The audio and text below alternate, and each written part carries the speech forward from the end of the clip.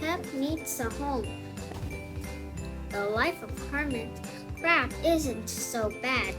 They live near the seashore and they bask in the warm sun.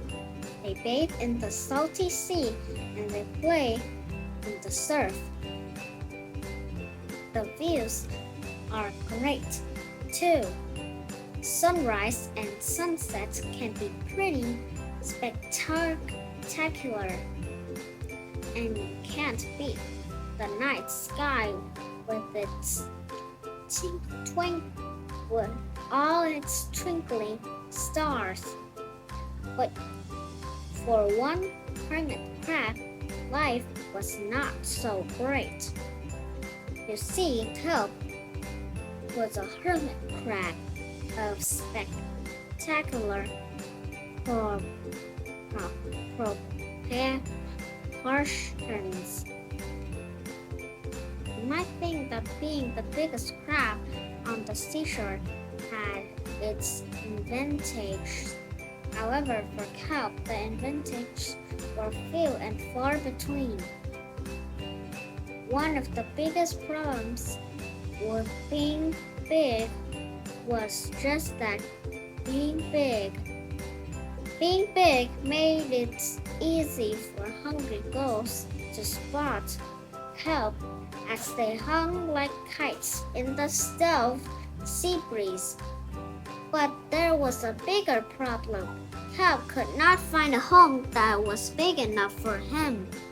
Hermit crabs live in the discarded shells of snails.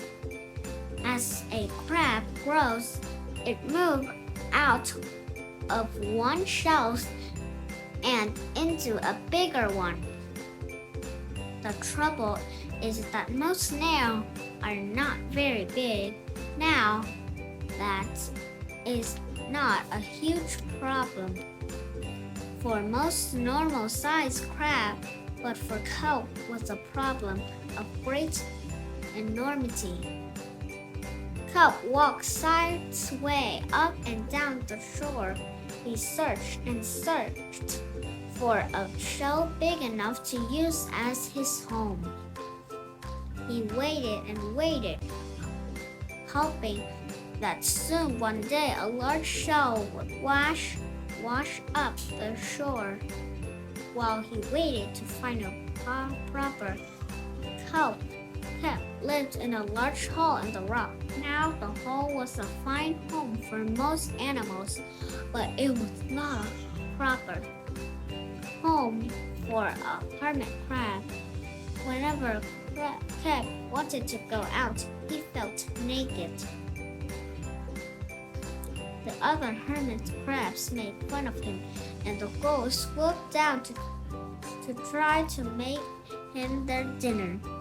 Kelp always managed to escape the gulls, but the teasing from other crabs hurt to the core of his feelings. To hide his nakedness, Kelp tried everything. First, he gathered feathers he found along the shore and strung them together with the old fishing line. Then he wrapped them around his soft shell.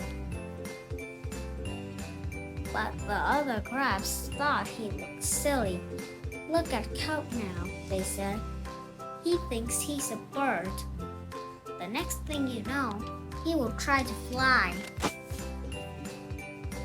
Kelp's feelings were hurt even more.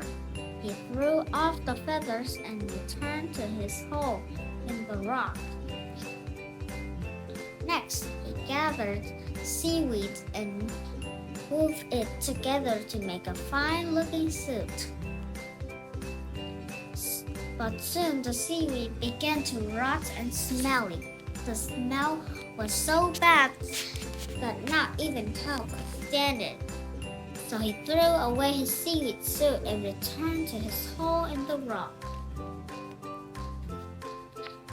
Peering out of his hole one morning, Kelp noticed something strange had washed ashore. He crawled out of the hole to take a closer look.